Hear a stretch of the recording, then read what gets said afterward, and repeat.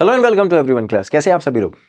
Fit and fine. Hi class, my name is Shubham. आज हम लेके आए हैं क्लास 10 मैथमेटिक्स चैप्टर 6 ट्रायंगल्स। इसमें हम बात करेंगे आज पीवाईक्यू यानी प्रीवियस ईयर क्वेश्चन की। क्लास एनसीईआरटी कवर कर लिए और एनसीईआरटी के सारे इंपॉर्टेंट क्वेश्चन बहुत अच्छे से सॉल्व किए एंड आई एम श्योर आपको सारे क्वेश्चन अच्छे से समझ में भी आ गए होंगे और आप उनके प्रैक्टिस भी कर रहे होंगे। अब हम बात करेंगे प्रीवियस ईयर क्वेश्चंस की। बहुत सारे क्वेश्चन डायरेक्टली बेस्ड है एनसीईआरटी पे, कुछ एक डायरेक्टली कॉपी पेस्टेड भी हैं, है ना। एनसीईआरटी से क्वेश्चन आते हैं, ट्रायंगल्स में एग्जैक्टली कॉपी पेस्टेड क्वेश्चन आते हैं एनसीईआरटी से, तो इसलिए आपको एनसीईआरटी को लाइटली नहीं लेना है। First, second, you have to go through the entire PYQ series. आपको एक एक क्वेश्चन को बहुत अच्छे से सॉल्व करना है, क्योंकि प्रीवियस ईयर क्वेश्चन हो या एनसीईआरटी क्वेश्चन हो, रिपीटेशन के चांसेस बहुत ज्यादा होते हैं ट्रायंगल में। ठीक है, उसके बाद अगर कुछ भी बचेगा जहां पर अच्छे क्वेश्चन होंगे और वो इन दोनों जगह पे अवेलेबल नहीं होंगे, we have that MIQ for it. ठीक है, तो उसके लिए जब एमआईक्यू यानी मोस्ट इंपॉर्टेंट क्वेश्चन का जब हम सीरीज लेके आएंगे तो उसमें हम बात करेंगे सारे मोस्ट इंपॉर्टेंट क्वेश्चन की जो ट्रायंगल में एक्सपेक्टेड आ सकते हैं। ठीक है, सो ऑलरेडी जो क्वेश्चन आ चुके हैं एनसीईआरटी और जो क्वेश्चन आ सकते हैं, सब कुछ कवर करने के बाद तो 100 आना ही है। तो इसी तरह से मेहनत करोगे बच्चों। स्टार्ट करते हैं ट्राइंगल चैप्टर के पीवाईक्यूज पे। उससे पहले बहुत क्विक सा रिवीजन दे रहा हूं so that you will get to know every concept once again. Brush up हो जाएगा और क्वेश्चन सॉल्व करना बहुत इजी हो जाएगा। स्टार्ट करें तो देखो, ट्राइंगल में हमने जो बेसिक बेसिक चीजें पढ़ी हैं वो पढ़ी गए। सबसे पहले हमने बात करी थी किसकी? बीपीटी की। फिर रिमेंबर, सबसे पहले हमने किसकी बात करी थी? बीपीटी की। What is BPT? Basic proportionality theorem. क्या बोलती है ये बोलती है कि अगर मेरे पास में एक ट्राइंगल है, ठीक है, in that triangle if A B C triangle, if any side, let's say BC has a parallel side available which intersect the other two side at two different angles। मतलब एक पैरेलल लाइन जो base BC के या किसी भी एक side के, अगर मैं इसके पैरेलल लूंगा तो यहां से पास कर रही होगी, अगर इसके पैरेलल लूंगा तो यहां से पास कर रही होगी। तो मैंने लिया BC के पैरेलल एक लाइन जो इधर से पास कर रही है और वो ट्राइंगल को D और E पार्ट्स पे इंटरसेक्ट कर रही है। ठीक है, नाउ व्हाट हैपेंस इज, अगर ऐसा है और ये दोनों लाइन पैरेलल है, so we can say that AD upon DB is equals to AE upon EC। Any confusion class? AD upon DB is equals to A upon EC। ऐसा होता है अगर ये लाइन पैरेलल होगी तो। क्लियर? फिर उसके बाद हमने देखा था कन्वर्ज ऑफ पीपीटी। उसमें हमने क्या किया था? देखो, सेम ट्राइंगल, आपकी बार आपको ये गिवन है, आपको बोल रहा है कि अगर मान लो ये ट्राइंगल है ABC, ठीक है, इसमें कोई पॉइंट है D और इधर से कोई पॉइंट है E। ठीक है, इन दोनों पॉइंट पे अगर रेशियो इक्वल है, अगर एडी और डीबी का और ए और इसी का रेशियो इक्वल है, तो इन दोनों को ज्वाइन करने वाली लाइन AE DEM सॉरी, ये पैरेलल होगी BC के। ऐसा क्वेश्चन में बोला है। तो अकॉर्डिंग टू इट, अगर आपको गिवन है that AD upon DB is equals to AE upon EC, अगर ये गिवन है then DE must be parallel to BC। ठीक है, अगर ऐसा होगा तो डी जो लाइन बनेगी वो बीसी के या बेस के कोरोस्पॉन्डिंग बेस के पैरेलल होगी। ठीक है, समझ गए? That's how we gone through the BPT and the converse of BPT. Clear? उसके बाद हम आए थे सिमिलैरिटी पे।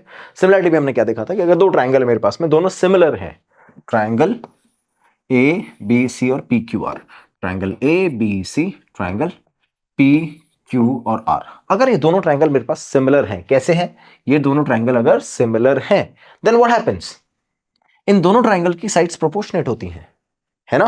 साइड्स प्रोपोर्शनेट होती है ट्राइंगल का अगर वो दोनों सिमिलर है तो, एंड इन दोनों ट्राइंगल के एंगल भी इक्वल होते हैं। तो अब सारे एंगल, कौन सा एंगल? ए इक्वल होगा एंगल पी के, एंगल बी इक्वल होगा एंगल क्यू के, और एंगल सी इक्वल होगा एंगल आर के।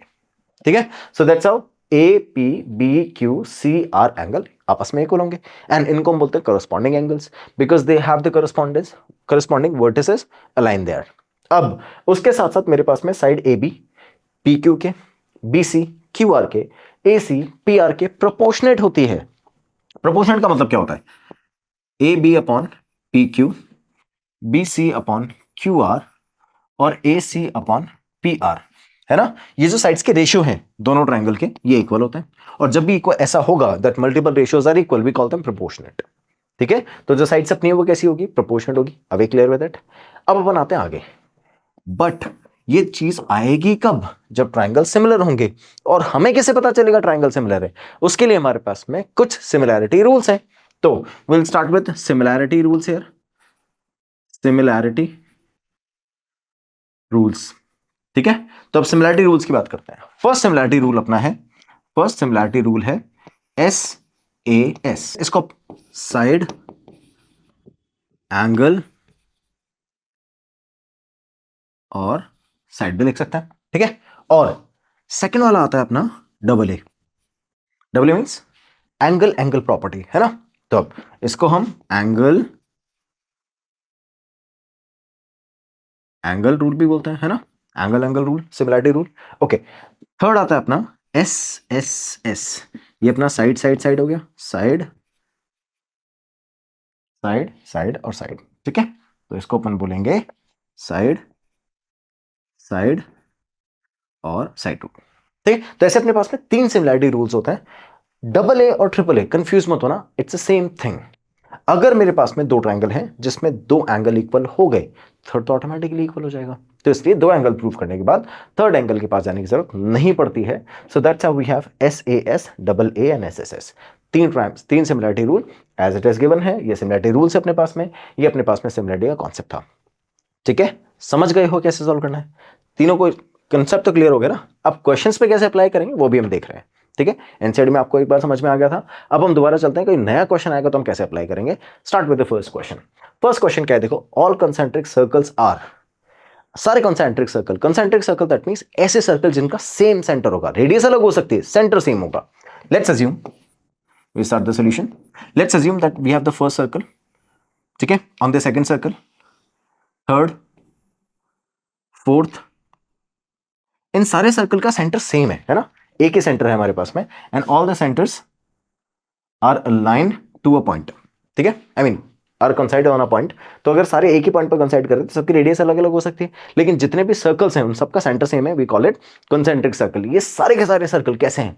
सिमिलर, एक जैसे, क्योंकि आप किसी भी सर्कल को आप जूम इन करो, आप नेक्स्ट वाले सर्कल तक पहुंच सकते हो, है ना, और किसी भी सर्कल को आप जूम आउट करो, आप प्रीवियस वाले सर्कल तक पहुंच सकते हो। समझ गए? And that's how we understand that the similar circles have the same centre and different radiuses. Clear? अच्छा, चलो, तो यहां पे किस टाइप का सर्कल्स हो गए सारे? ये हो गए सिमिलर सर्कल्स, ठीक है, similar to each other. All the circles which are concentric they are similar to each other. वैसे भी हम सर्कल की बात करते हैं, सर्कल एक दूसरे के सिमिलर ही होते हैं, है ना। तो अब यहां पर जो कंसेंट्रिक है वहां पे सेंटर एक होगा, जहां कंसेंट्रिक नहीं होंगे वहां पे सेंटर अलग अलग होंगे, ठीक है। चलो नेक्स्ट आते हैं, question number 2 it says that in triangle ABC PQ parallel to BC। Question सुनना क्या बोल रहा है, in triangle ABC PQ parallel है BC के। अगर ऐसा हुआ तो BPT लग गई सबसे पहले तो, है ना, और सिमिलैरिटी भी हो जाएगी। अब जैसा क्वेश्चन बोल रहा है वैसे ही चलेंगे।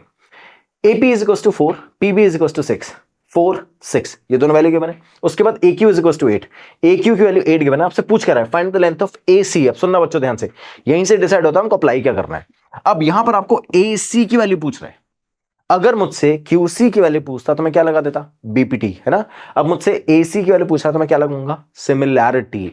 अब अगर ये दोनों साइड्स पैरेलल हैं तो ये एंगल इस एंगल के इक्वल और ये वाला एंगल इस एंगल के इक्वल हो जाएगा, ठीक है। और जैसे ही दो एंगल इक्वल हुए, अभी देखा हमने AA सिमिलैरिटी से ट्राइंगल सिमिलर हो जाते हैं, जैसे ही ट्राइंगल सिमिलर हुए उनकी साइड्स प्रोपोर्शनेट हो जाती हैं, ठीक है। अगर ऐसा हुआ तो ध्यान से देखना, I will be writing it as AP upon AB। कैसे लिखूंगा मैं इसको, AP upon AB will be proportionate to AQ upon AC, है ना। तो it is AQ upon AC, that's how I will write it. समझ गए? अब देखो ध्यान से, AP upon AB, AP is 4, AP 4 है और AB कितना है, 10, है ना। तो I will be writing it as 4 upon 10 which is equals to 8 upon AC। तो अब इट इज 8 अपॉन AC। अब सोचो, अगर ये साइड डबल हो रही है तो ये वाली साइड भी तो डबल होगी, तो आंसर कितना आना चाहिए, 20। सॉल्व। एमसीक्यू है ना, पूरा स्टेप्स थोड़ी दिखाना है आपको, तो आंसर लाके दिखाना है बस। तो आप ये चेक कर लो, अगर ये साइड डबल हो रही है तो ये भी तो डबल होगी, रेशियो तो सेम ही आएगा ना। तो अगर यहां से डबल हो रहा है तो यहां पर भी तो डबल ही होगा।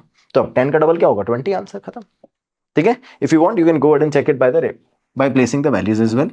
8 अपॉन 20 रिड्यूस करोगे 4 अपॉन 10 ही आएगा, ठीक है। So that's how both the ratios equal, and then the moment we got to know that both the ratios are equal, it is the correct answer, ठीक है। ये सेम रेशियो आपको बाकी किसी साइड में या बाकी किसी वैल्यू को प्लेस करके नहीं मिलेगा, ठीक है। नेक्स्ट क्वेश्चन देखो, इन the given figure PQ is parallel to AC। सुनना, PQ parallel to AC है if BP is equals to 4, BP is 4 and AP is 2.4, BP AP सारी वैल्यूज है। उसके बाद बीक्यू की वैल्यू 5 है, बीक्यू की वैल्यू 5 है, then the length of BC, आपको बीसी की लेंथ फाइंड करनी है, बीसी की लेंथ फाइंड करनी है।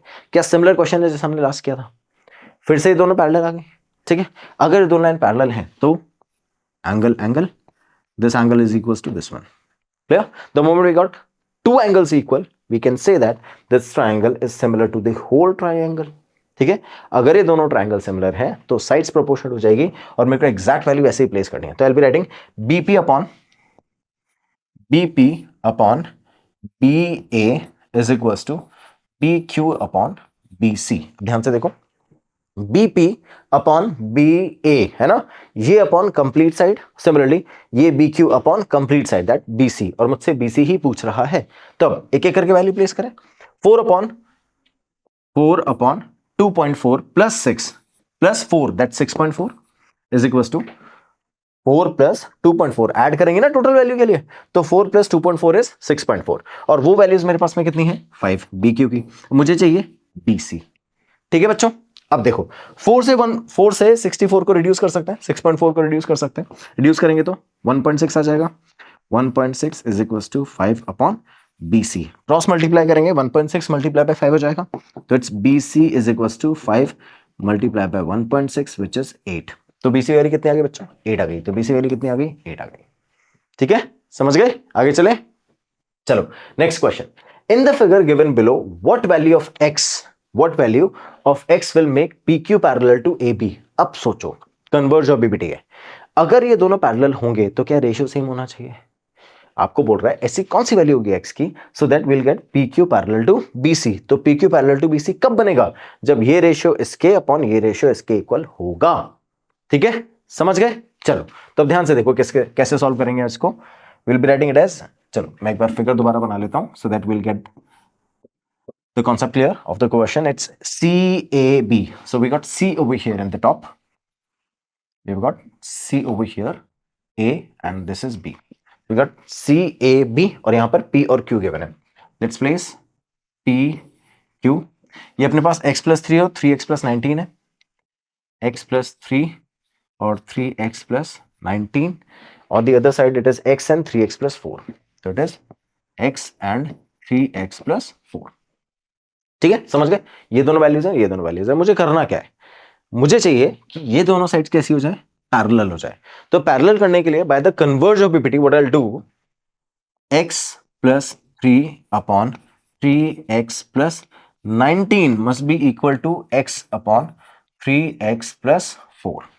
ठीक है, तो it is x plus 3 upon 3x plus 19 is equals to x upon 3x plus 4। Cross multiply करेंगे तो it is x plus 3 and 3x plus 4 is equals to x upon x multiplied by 3x plus 19।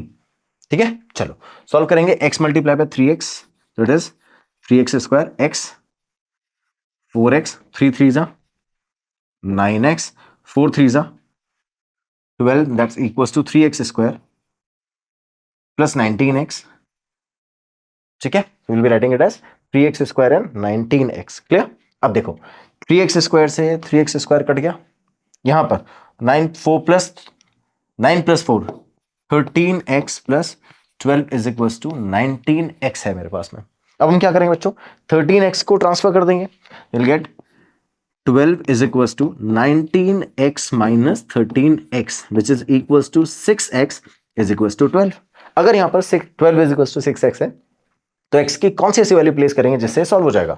तो मैंने solve किया, तो मैंने place किया 12 upon 6 is equals to x, so that we get 2 is equals to x। तो x की कितनी value आ गई बच्चों? 2। समझ गए? तो x की कौन सी वैल्यू रखेंगे? 2 रखेंगे, तो ये जो कंडीशन है जिससे पैरेलल बन सकता है वो सॉल्व हो जाएगी। क्लियर? ओके, आगे मेरे पास आंसर x की वैल्यू कितनी आ गई? 2। ये था सब्जेक्टिव क्वेश्चन, जो मैंने पूरा सॉल्व किया ना, ये सब्जेक्टिव पार्ट है। अब अगर आप ऑब्जेक्टिव पार्ट में इसको सॉल्व करोगे तो आप कैसे करोगे? 2 3 4 5 चार ही तो वैल्यूज है, प्लेस कर लो। चार ही तो वैल्यू है, प्लेस कर लो। जिस भी वैल्यू को प्लेस करके ये रेशियो इक्वल बन जाता है, वही आंसर है। करके देखो, ध्यान से देखो। मुझे x की प्लेस पे क्या रखना है? 2, तो मैं इधर रखा 2, तो इधर तो 2 ही हो गया। 3 2 6 प्लस 4 10। इधर आते हैं, 2 प्लस 3 5, 3 2 6 19 प्लस 6 15। तो अब ध्यान से देखो, ये अपने पास वैल्यू कितनी आ रही है, 19 + 6 25, नॉट 15, 25। देखो इन दोनों का रेशियो कितना है, 5 से इसको कट किया, 1:5, ये 5 हो गया, ये 1 हो गया, इधर चेक करो, 2 1 2, 5, 1:5, 1:5 मैच कर गया किस पे, x = 2 पे, ये आंसर है आपका। समझ गए?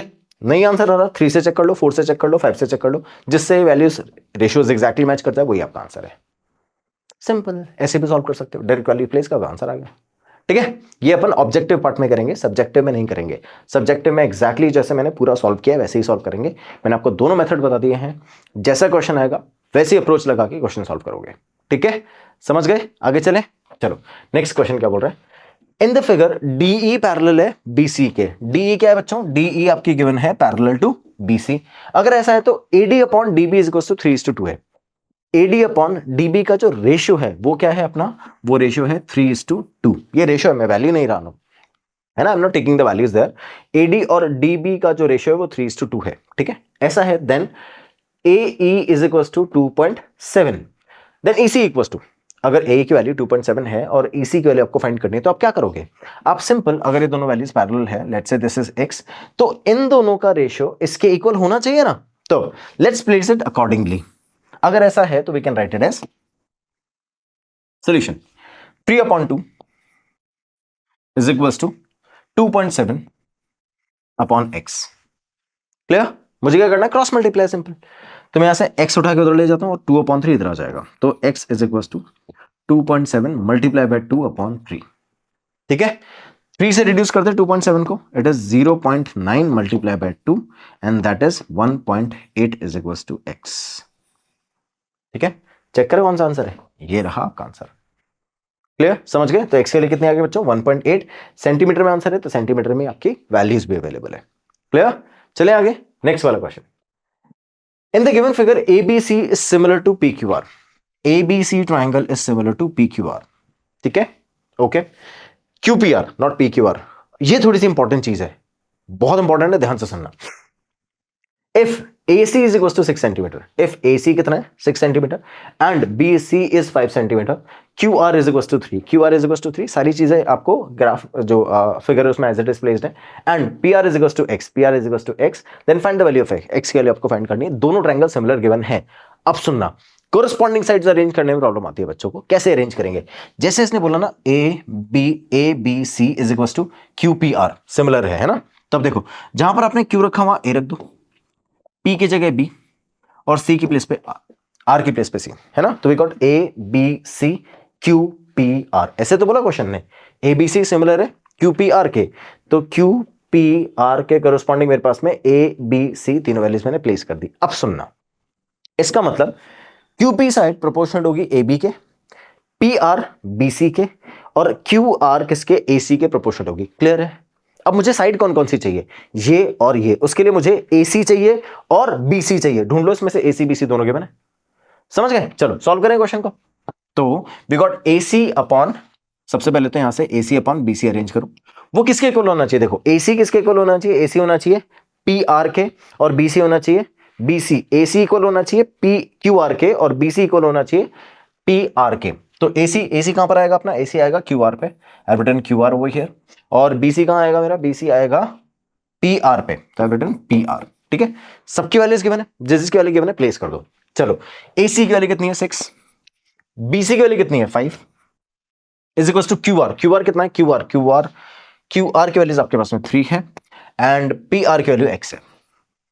अब देखो ध्यान से, मुझे वैल्यू फाइंड करनी है किसकी, x की, क्रॉस मल्टीप्लाई कर दो, x इधर चला जाएगा, तो will get x is equal to 3 multiply by 5/6। Reduce करना स्टार्ट करें, 3 1 3, 3 2 6, 2 से 5 को रिड्यूस करेंगे, कितना आंसर आ जाएगा 2.5। So the value of x is 2.5। समझ गए बच्चों? ऐसे सॉल्व करना है आपके सॉल्यूशन को। तो सिंपल मैंने क्या किया, जैसा क्वेश्चन बोल रहा था उसके अकॉर्डिंग मैंने करस्पॉन्डिंग साइड्स अरेंज करने के लिए मार्किंग कर ली, और जब मार्किंग कर ली तो मेरे पास में AB BC CA आ गया है, और जब ये आ गया है तो उसको मैंने प्लेस कर दिया। ठीक है, करस्पॉन्डिंग साइड्स अरेंज कर ली, प्लेस करने के बाद आंसर रखा, वैल्यू रखी, वैल्यू रखने के बाद आंसर आ गया। ठीक है, चले आगे, चलो next question number 7। If ABC and PQR are similar triangles, आपको गिवन है कि ABC PQR सिमिलर ट्राइंगल हैं, तो जैसा क्वेश्चन बोल रहा है वैसे अरेंज कर लो। कौन कौन से ट्राइंगल सिमिलर है आपके लिए? आपको गिवन है that A B C and P Q R are similar, तो ए बी सी और दूसरा ट्राइंगल कौन सा होगा? P Q R. सब अरेंज पी क्यू और आर। तो ABC P Q R similar triangles है। Angle A is 31 and angle R is 69। Angle R कितना है? 69 degree. Then angle Q is, angle Q की वैल्यू फाइंड करनी है आपको। ध्यान से देखो, क्वेश्चन के अकॉर्डिंग एबीसी सिमिलर है पी क्यू आर के, एबीसी सिमिलर है पी क्यू आर के। सुनना, अगर ऐसा है तो एंगल ए एंगल पी के इक्वल होगा। इट मींस अगर एंगल ए 31 है तो एंगल पी कितना होगा? 31 डिग्री। अब according to angle sum property, अगर मुझे किसी ट्राइंगल के दो एंगल पता है, थर्ड निकालना कितना आसान है, बस एंगल क्यू फाइंड करना है। तो angle Q is equal to 180 minus angle P plus angle R. इन दोनों का सम कितना होगा? 180 माइनस 31 प्लस 69। ठीक है, 69 प्लस 170 और 30 100। 180 माइनस 100 कितना आएगा? 80। So we got 80 degree here. तो एंगल क्यू की वैल्यू कितने आ गई बच्चों? एंगल क्यू की वैल्यू आ गई है 80। ठीक है, आगे चले। Next question, question number 8। A vertical pole of length 19 metre cast a shadow of 57 metre long. मेरे पास एक वर्टिकल पोल है जिसकी लेंथ कितनी है? 19 मीटर। ठीक है, वो एक शेडो कास्ट करता है, ये उसकी शेडो है, and we got a triangle this way. ठीक है, इस पोल की जो शेडो है वो ये रही, जिसकी लेंथ कितनी है? इसकी लेंथ है 57 मीटर्स। ठीक है, समझ गए? ध्यान से सुनना, ये पोल है आपका जो 19 मीटर लॉन्ग है, उसकी शेडो कितनी है? शेडो है 57 मीटर। ठीक है, अकॉर्डिंग टू दैट सिचुएशन आपको बोल रहा है 57 metre long on the ground at the same time, उसी टाइम पे a tower cast a shadow 51 metre long. ठीक है, एक टावर है जो शेडो कास्ट करता है। एक टावर कितनी शेडो कास्ट करता है? 51 मीटर लॉन्ग शेडो कास्ट करता है। ठीक है, अब अगर ऐसा है then the height of the tower, आपको टावर की हाइट फाइंड करनी है। ये रहा टावर, इसकी हाइट फाइंड करनी है अब आपको। तो अब ध्यान से देखो, इसको मैंने फिर से ज्वाइन किया। मुझे बताओ, क्या ये दोनों ट्रायंगल सिमिलर होंगे? यस और नो? एब्सोल्युटली सिमिलर होंगे। एक छोटा सा कॉन्सेप्ट है जो आप चैप्टर 9 में पढ़ोगे, उस कॉन्सेप्ट को बोलते हैं अपन एलिवेशन एंगल। होता क्या है, अगर मान लो मैं सेम टाइम पे, मैं अज्यूम कर रहा हूं दैट सेम टाइम पे दो शेडो बन रही हैं। ठीक है, सुनना ध्यान से, सेम टाइम पे दो शैडोज बन रही हैं, तो उन दोनों शैडो का जो एलिवेशन एंगल है वो सेम होता है। एलिवेशन एंगल कौन सा होता है? The angle we are making over here. ठीक है, ये आप 9th क्लास में बहुत डिटेल में पढ़ोगे कॉन्सेप्ट, मैं भी आपको सिर्फ इतना सा बता रहा हूं। सेम टाइम पे ऑन द अर्थ, पूरी अर्थ पे आप कहीं भी चले जाओगे तो सेम टाइम पे जो एलिवेशन एंगल होगा वो सेम बनेगा। अब आप बोलोगे सर यहाँ जो यूएसए में बन रहा है वो इंडिया में भी बन रहा होगा, ऐसे कैसे पॉसिबल है? टाइम सेम होगा तो पॉसिबल है। यूएसए में 5 o'clock in the evening, India में 5 o'clock इन द इवनिंग, उस टाइम पे सन का रिफ्लेक्शन सेम आ रहा होगा। समझ गया ना? तो इसलिए जब मैं टाइम की बात कर रहा हूं तो we are getting the same elevation angle. अच्छा, सेम टाइम पे मान लो मेरे पास में पोल और टावर दोनों हैं, तो उन दोनों का जो एलिवेशन एंगल है वो सेम बनेगा। ठीक है, so we got the elevation angle over here. जो भी आएगा कोई दिक्कत नहीं है, मान लेते हैं 30 डिग्री का एलिवेशन एंगल है, तो यहां पर भी 30 डिग्री का एलिवेशन एंगल होगा। और पोल और टावर दोनों सरफेस पे 90 डिग्री पे होंगे, है ना? तो अगर ये सरफेस है तो पोल और टावर दोनों क्या एंगल बना रहे होंगे? 90 degree. So we got this one 90 degree here and this one also 90 degree. मेरे पास दो ट्राइंगल में अगर दो एंगल इक्वल आ गए हैं तो क्या दोनों ट्राइंगल सिमिलर हो जाते हैं? The moment we got both the triangles similar, the sides become proportionate. अब अगर ऐसा है तो सुनना, ये 19, सुनना जो मैं बोल रहा हूं, ये 19, ये 57, 3 टाइम्स है, 3 टाइम्स है ना? तो यहां पर भी वैल्यू 3 टाइम्स हो रही होगी। इसका मतलब ये किसी वैल्यू का 3 टाइम्स है। 51 किसका 3 टाइम्स होता है? 17 का। As the answer. समझ गए? तो अब अगर मैं इसको प्रोपोर्शन करके भी सॉल्व करना चाहूं तो भी कर सकता हूं। लेट्स से मैंने x ले लिया, ठीक है, तो अब इसको सॉल्व कैसे करूंगा? 19 अपॉन x, ये अपॉन ये इज इक्वल्स टू ये अपॉन ये, इक्वल्स टू 57 अपॉन 51, ये लिखूंगा। क्रॉस मल्टीप्लाई करते हैं, उससे पहले मैं रिड्यूस कर लेता हूं। चलो 19 1 जा 3 जा, अब क्रॉस मल्टीप्लाई कर ले, 51 इधर जाएगा, x इधर जाएगा, तो it is 3x is equals to 51, 3 से डिवाइड कर दो तो 51 upon 3 is equals to x, that 17 is equals to x। ठीक है, तो अगर आप प्रोसेस के थ्रू सॉल्व करोगे, स्टेप्स ये रहे आपके पास में। अगर आप प्रोसेस से ऑब्जेक्टिव वे में सॉल्व करोगे तो आपको पता है 3 टाइम्स है, किसका 3 टाइम्स है, 17 का, क्योंकि यहाँ पर भी 3 टाइम्स हो रहा है तो यहाँ भी 3 टाइम्स हो रहा होगा, तो जो भी वैल्यूज है उसका 3 टाइम्स है ये, तो किसका 3 टाइम्स है, 17 का, 17 इज आंसर। ठीक है, आगे चले। Question number 9, it says that in the given figure, we have given the figure over here. Important question है, अच्छा क्वेश्चन है, ध्यान से देखना। ऑब्जेक्टिव वे में कराऊंगा अभी, अगर सब्जेक्टिव में ऐसा सेम क्वेश्चन आया तो सब्जेक्टिव में भी चलेंगे। ठीक है, in the given figure ABC and ACB are the complementary angles. Complementary angle कौन से होते हैं, ऐसे एंगल्स जिनका सम 90 डिग्री होता है, उनको क्या बोलते हैं, कॉम्प्लीमेंट्री एंगल्स। तो अब यहां पर मान लो मेरे पास में इस एंगल की वैल्यू अगर A है और इस एंगल की वैल्यू अगर B है, तो we have given that angle A plus B की वैल्यू कितनी आ गई, 90 डिग्री, इन दोनों का सम। ठीक है, सुनना ध्यान से, complementary to each other and AD is perpendicular to BC, और जो ED है वो परपेंडिकुलर है, मतलब ये भी 90 डिग्री बना रहा है। अब आपको बोल क्या रहा है, अगर ऐसा है तो इनमें से कौन सी कंडीशन सेटिस्फाई करेगी इस फिगर के अंदर। सुनना ध्यान से, मैं इस क्वेश्चन को सिंपल करने के लिए और इसको ऑब्जेक्टिव वे में सॉल्व करने के लिए बहुत सिंपल सी टेक्निक कर रहा हूं। A और B का सम 90 डिग्री है ना, अब मैं A और B की वैल्यू कुछ भी ले सकता हूं, बट वो इक्वल नहीं आएंगे। अगर इक्वल आएंगे तो ये क्या बन जाएगा, आइसोसेलेस ट्रायंगल बन जाएगा। ठीक है, अब ऐसा गिवन तो नहीं है तो we can not take it, तो इसका मतलब मैं इक्वल वैल्यू नहीं ले सकता, उसके अलावा ऐसी कोई भी दो वैल्यूज जो 90 डिग्री बना रही है, we can take those values. अच्छा, let's assume A is 30 and B is 60, दोनों का सम कितना हो गया, 90। ऑब्जेक्टिव है ना, तो कुछ भी वैल्यू लेके सॉल्व कर सकते हैं। चलो, तो मैंने A की वैल्यू कितनी ले ली बच्चों, 30, और B की वैल्यू कितनी ले ली, 60। अब ये दोनों वैल्यूज अगर मैं प्लेस कर दूं क्वेश्चन में, तो क्वेश्चन कितना इजी हो जाएगा देखना। मैंने प्लेस किया 30 ओवर हियर, ये 90 डिग्री तो ये भी 90 डिग्री ना, लीनियर पेयर से। सुनते रहना आप, ये 30 ये 90, तो ये वाला एंगल कौन सा, ये वाला एंगल 60 हो जाएगा क्या, angle sum property. 90 plus 30 120, 180 minus 120 60। अब आपको क्वेश्चन में ये भी 90 डिग्री गिवन है, नहीं भी गिवन है तब भी आप सॉल्व कर सकते हो। सुनो ध्यान से कैसे, A प्लस B का सम 90 है ना, मैं ABC ट्रायंगल में आ रहा हूं, इस ट्रायंगल में अगर इन दोनों का सम 90 तो अकेला 90 बचेगा ना, समझ गए। तो अब ये कंप्लीट एंगल कितना है, 90 का, उसमें से ये वाला पार्ट कितना है, 60 का, तो ये वाला पार्ट कितना होगा, 30 का। ठीक है, अब ये 90 ये 30 कितना हो गया, 60। ठीक है, क्या आया देखना, 90 30 और ये 60 आ गया। क्लियर, कोई कंफ्यूजन है, so we got this one is 30 60 90 and 30 60 90। Clear, अब मुझे इन एंगल के कोरस्पॉन्डिंग दोनों ट्रायंगल्स को अरेंज करना है। कैसे करेंगे, ध्यान से सुनो। सिंपल, मैं किसी भी ट्रायंगल को पिक कर लूं और उसके कोरस्पॉन्डिंग दूसरा ट्रायंगल अरेंज कर लेंगे। ठीक है, तो फर्स्ट वाला ट्रायंगल पे पिक करता हूं, ये वाला कौन सा ट्रायंगल है, ADC triangle, so I mention it as ADC। ठीक है, and the other triangle we are keeping it this way. तो जैसे जैसे एंगल है वैसे वैसे प्लेस करने हैं। देखना, ADC के अंदर ये वाला एंगल कितना है, 30, ये एंगल कितना है, 60, और ये है आपका राइट एंगल। ठीक है, तो राइट एंगल के साथ में राइट एंगल आएगा, 30 के साथ में 30 आएगा, 60 के साथ में 60 आएगा, कोई दिक्कत है, ऐसे बनेगा ना। अब देखना, अगर ये ट्रायंगल ADC है तो यहां पर जैसे एंगल है वैसे प्लेस करते जाओ, आंसर आ जाएगा। तो अब 90 डिग्री कहां पर आएगा, D पे, तो जहां 90 डिग्री वहां D प्लेस कर दिया मैंने।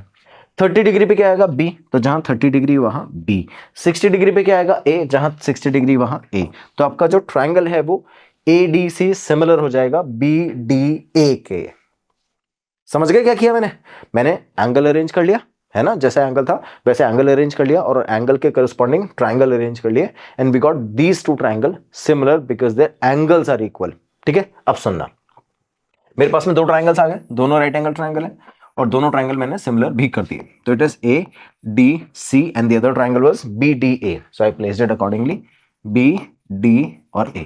ये 90 डिग्री ये 90 डिग्री एज इट इज है। अब मेरे पास में ट्रायंगल आ गया, ट्रायंगल की साइड्स मिल गई मुझे, बस प्रोपोर्शनलिटी अप्लाई करनी है। तो सुनना ध्यान से, AD upon BD is equals to DC upon DA is equals to AC upon AB।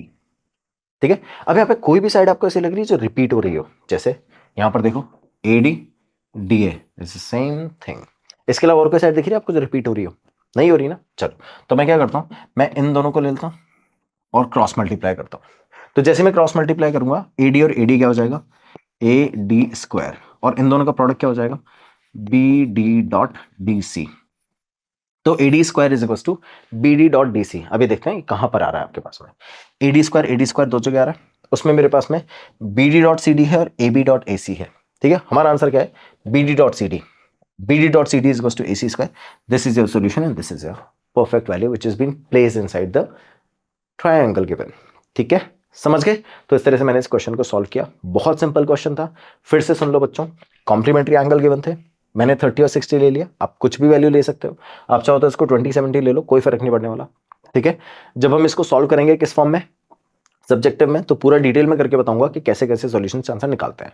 ठीक है, अच्छा, तो इट इज 30 60 और 90 आ गया मेरे पास में. वैल्यूज प्लेस करी, क्वेश्चन के अकॉर्डिंग वैल्यू प्लेस करी, तो 30 60 सारे एंगल मिल गए मुझे. जैसे ही सारे एंगल मिले, मैंने उन एंगल के करस्पॉन्डिंगली दोनों ट्राइंगल को अरेंज कर लिया. और वो ट्राइंगल सिमिलर तो है ही क्योंकि एंगल इक्वल है. तो अब दोनों ट्राइंगल को जैसे ही मैंने अरेंज किया, सुनते रहना ध्यान से, जैसे ही दोनों को अरेंज किया मुझे साइड्स मिल गई प्रोपोर्शनेट, उन साइड्स को मैंने करस्पॉन्डिंगली अरेंज कर लिया. अब आफ्टर अरेंजिंग दो साइड्स मुझे पता चला कि AD और AD ऐसी दो साइड है जो मुझे दो रेशियोज में मिल रही है ना. तो मैंने इन दोनों को क्रॉस मल्टीप्लाई किया और मेरे पास ये इक्वेशन बन गई. And this is the equation we have in our option. So this is the perfect value to sort it out from the figure. So we have placed the value and this is the correct answer. Clear बच्चों? आ जाए next question पे. देखो next question क्या बोल रहा है. In the given figure, we have the figure once again, x expressed in terms of A B C. x को आपको, x की जो वैल्यूज है, कहां पर है x बच्चों, ये रहा, ये आपका x है. इसको आपको A B C की टर्म्स में एक्सप्रेस करना है. इजी क्वेश्चन है, जैसे मैं बोलता जा रहा हूं एक बार समझते जाना क्वेश्चन को. सोच के देखो, अगर मान लो इस फिगर को मैं ऐसे घुमा के सीधा कर दूं तो क्या होगा. ये फिगर आपको कुछ ऐसा दिखेगा क्या. देखो, the first R and as I have turned it that side, तो P यहां पर आ जाएगा, Q यहां चला जाएगा और R इधर आ जाएगा. समझ गए? तो P आपका ऐसे टर्न होगा, Q इधर टर्न हो जाएगा और R कहां जाएगा, टॉप पे. ठीक है, तो अब R आ गया यहां पर, P किधर आ जाएगा, इधर, और Q किधर आ जाएगा, इधर.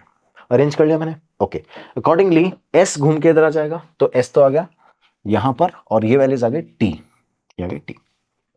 ठीक है, ऐसे अरेंज करने का फायदा क्या हुआ अभी आप समझ जाओगे.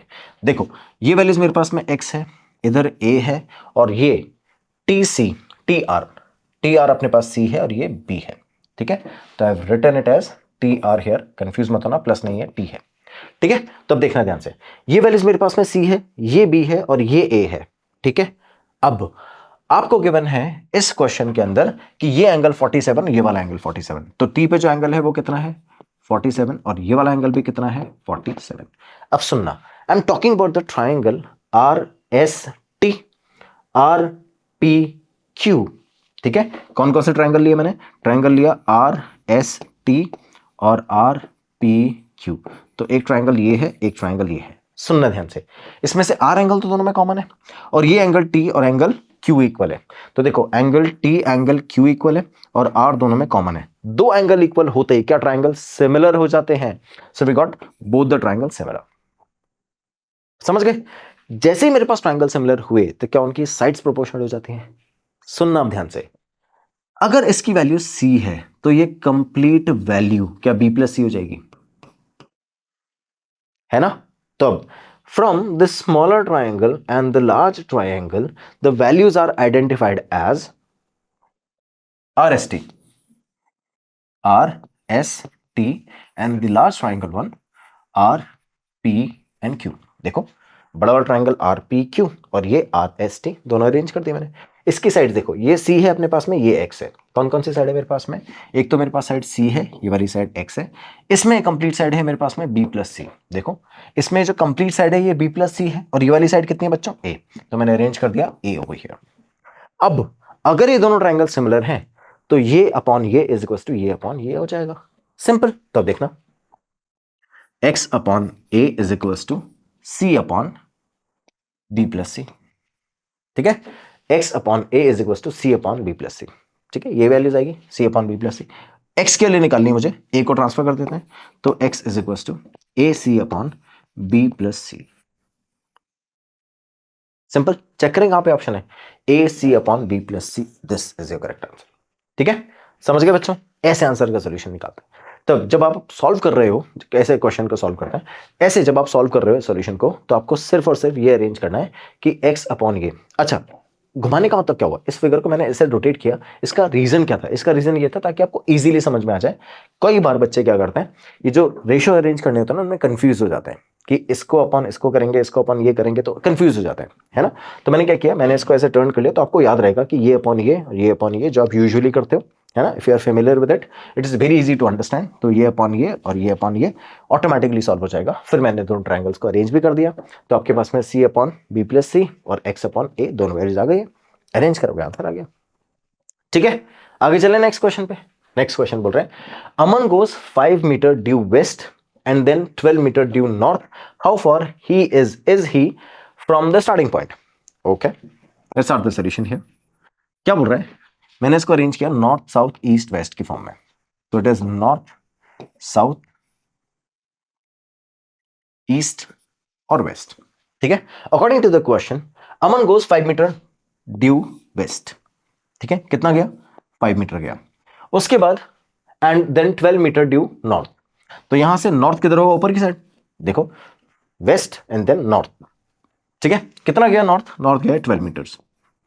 How far he is from the starting point, was this the starting point, तो यहां से डिस्टेंस कितना हुआ इसका एंड पॉइंट का, ये हो गया ना डिस्टेंस।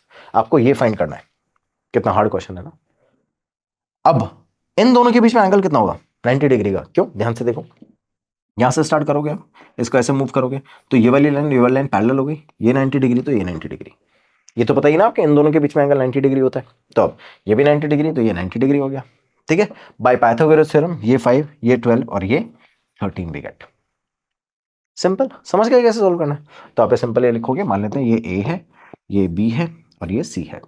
ठीक है, सो अब A B perpendicular to B C, A B B C perpendicular है, so by by Pythagoras theorem, Pythagoras theorem, what we can say that AC square is equals to AB square plus BC square।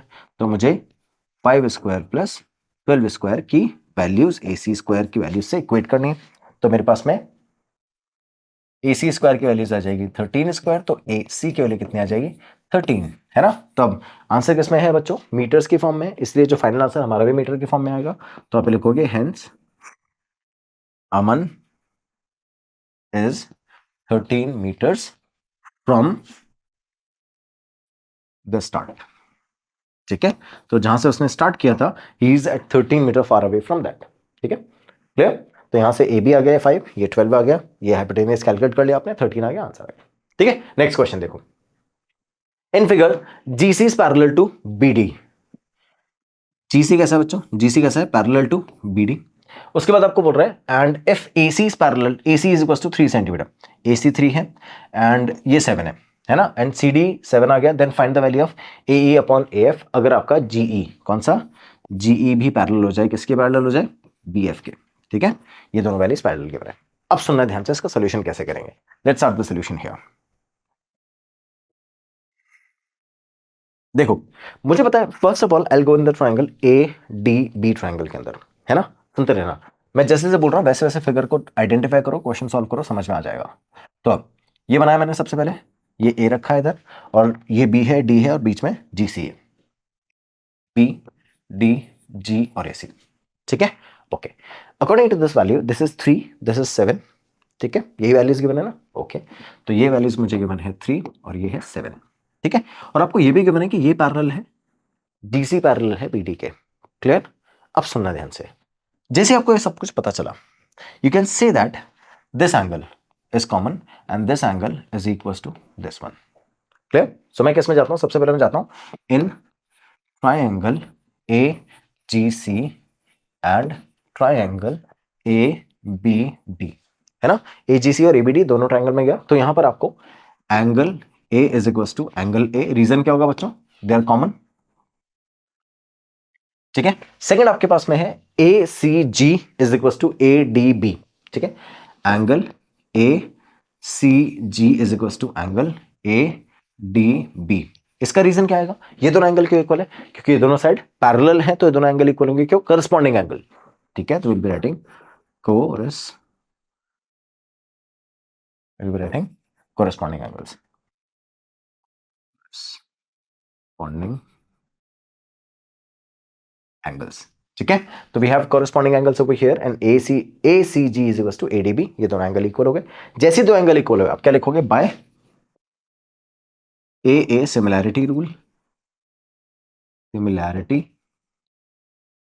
Rule, जैसे मेरे पास a similarity rule लगा, we can say that the triangles are similar. कौन कौन से triangle, triangle AGC similar to triangle ABD। अब जैसे ही दोनों ट्रायंगल सिमिलर हो गए उसके बाद देखना क्या इंपॉर्टेंट चीज है, AGC similar to ABD, side proportional हो जाएगी। कौन कौन सी side, AG side proportional to AB, GC BD के, और AC AD के।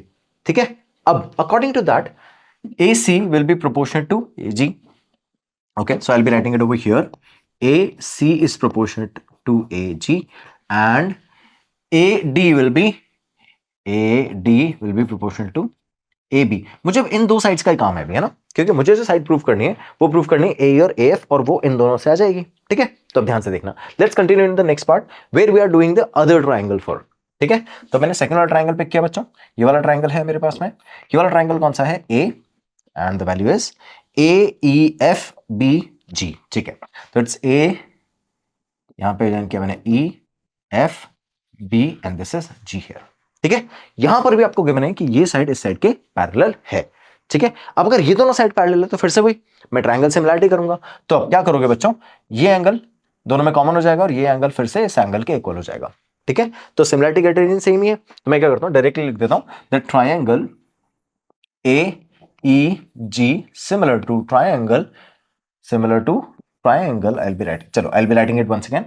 So it's triangle AEG similar to triangle AFB, है ना, earlier I didn't have the space, so it's AEG similar to AFB, दोनों ट्रायंगल आपस में similar है। अब अगर ऐसा है, ध्यान से सुनना, अब अगर ऐसा है it means AG upon AB will be equal to AE upon AF, AF। Reason क्या रखोगे, ट्रायंगल सिमिलर है तो साइड्स प्रोपोर्शनेट होती हैं, तो AG upon AB will be similar to, so it will be proportional to AE upon AF, clear. अब यहां पर देखना AG upon AB, AG upon AB मैं यहां से भी तो निकाल सकता हूं, कैसे निकालूंगा, बहुत सिंपल है, ध्यान से देखते रहना। I'll be writing it that way, तो इट्स AC, मैंने इन दोनों को इंटरचेंज किया तो AC अपॉन AD आ गया, और यहां से मेरे पास में AG अपॉन AB आ गया। ठीक है, इसको मैंने लिखा इक्वेशन नंबर 1 और इसको मैंने लिखा सेकंड वाले को इक्वेशन नंबर 2।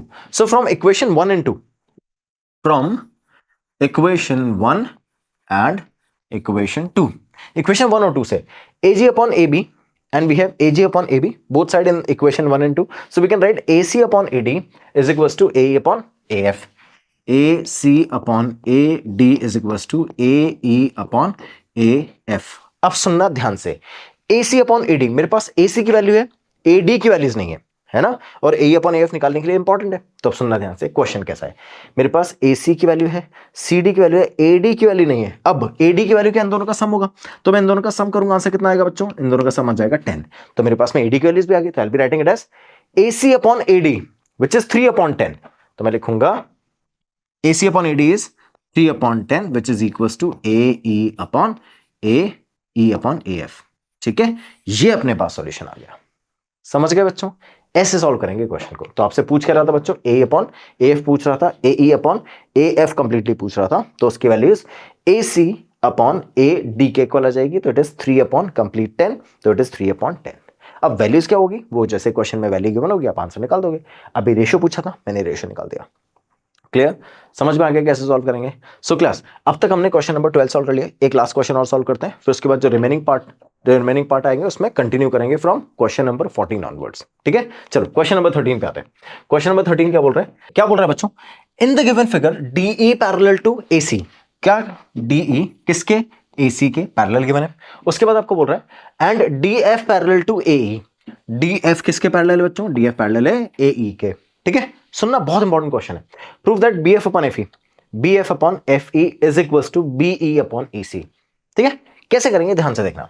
मैं सबसे पहले गया कौन सा ट्रायंगल में, BEA ट्रायंगल में। सबसे पहले किस ट्रायंगल में गया मैं, BEA ट्रायंगल में, BEA।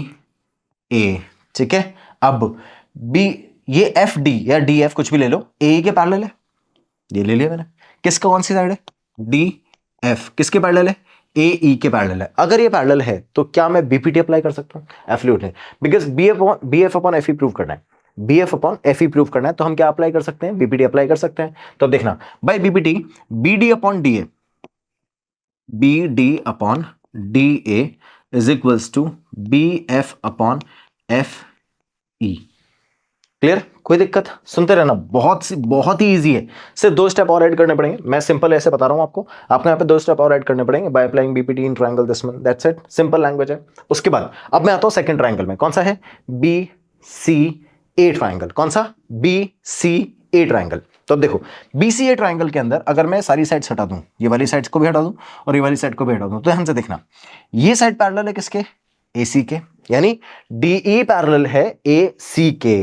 क्लियर, और अगर ऐसा है तो B D upon D A equal to B E upon E C, BPT theorem. तो ध्यान से देखना, in this triangle we can say that B D upon D A will be equal to किसके बच्चों, बी ई अपॉन ई सी के। कोई दिक्कत है क्या, we can write this one is equation number 2, है ना। अब अगर ऐसा है तो B D upon D A same आ रहा है इक्वेशन 1 और 2 में, तो उनका दोनों का आरएचएस भी तो इक्वल होगा, B F upon F E is equal to B E upon E C, ये तो प्रूफ करना था। कितना इजी क्वेश्चन, समझ गए, इंपॉर्टेंट क्वेश्चन है, आ चुका है सीबीएसई में, आ भी चुका है और आने के चांसेस भी होते हैं ऐसे क्वेश्चन के, ठीक है। तो ध्यान से देखना, we have got B F upon F E is equal to B E upon E C, we have proved it by the help of BPT theorem. Simple, मैं 2 ट्रायंगल्स में गया, दोनों में बीपीटी अप्लाई करी, किससे, पैरेलल लाइन गिवन थी आपको, जैसे पैरेलल लाइन गिवन होती है आप बीपीटी अप्लाई कर सकते हो, बीपीटी लगा दिया, डायरेक्ट आंसर आ गया, and we have proved the given sequence in the question. So class, we have completed question number 1 to question number 13.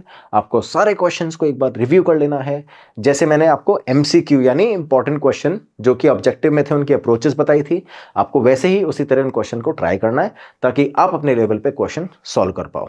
ठीक है बच्चों, आपके पास जो भी रेफरेंस बुक अवेलेबल है, जो भी रेफरेंस बुक, आज की तारीख में हर रेफरेंस बुक, ऑलमोस्ट हर रेफरेंस बुक MCQ प्रोवाइड कराता है, तो कोशिश करो MCQ की प्रैक्टिस करते रहो, और उनके कोई भी अप्रोचेस अगर आपको मिस हो रहे हैं, आपको नहीं समझ में आ रही है, write it in the comment box, I will definitely respond. ठीक है बच्चों, thank you so much for watching, have a good day, bye bye, take care.